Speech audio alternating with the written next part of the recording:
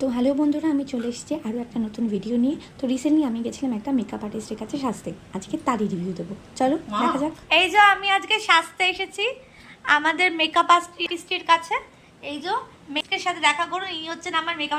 High করে দাও সবাইকে, হাই করে দাও, হাই করো, হাই। তো ইনার কাছে আমি আজকে সাজতে এসেছি। দারুণ সাজানি, দেখি লিপস্টিকটা।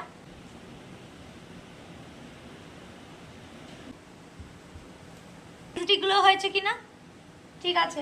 একটু গ্লাস ফিনিশ ওয়াটারপ্রুফ মেকআপ করতে হবে কিন্তু।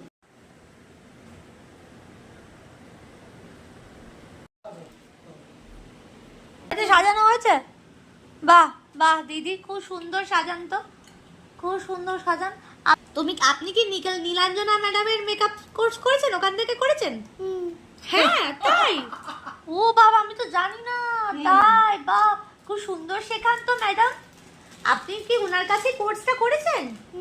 তাই? নীলাঞ্জনা ম্যাডাম সার্টিফিকেট দিয়েছিল? ও বাবা বাবা, কি সুন্দর সাজান আপনি। আমি তো জানতামই না। তাহলে তো আমি আগে আমার বিয়ে তো আপনার কাছে সাজতাম। আমার বিয়ের সময় আপনি কোথায় ছিলেন? হ্যাঁ, আমার বিয়ের সময় আপনাকে তো আমি জানতামই না, নাহলে আমি আপনার বিয়েতে আপনাকে বুক করতাম। দেখি দেখি, বাবা কি সুন্দর সাজাচ্ছে।